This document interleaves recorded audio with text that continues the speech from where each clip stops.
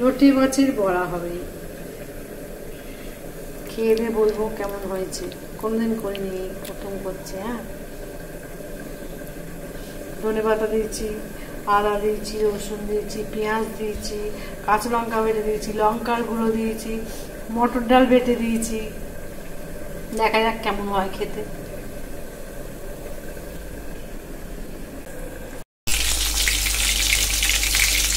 দেখো বড়া ভাজা হয়ে গেছে, ভাজা করছি।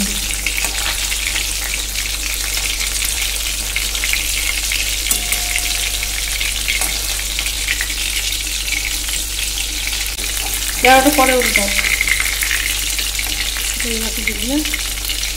আর এখানে দেখো আমাদের বড়া ভাজা কমপ্লিট। তো আমরা একটা খেয়ে দেখেছি, দারুণ হয়েছে। তোমরাও কমেন্ট করে বলো যে কেমন হলো। চলো টাটা।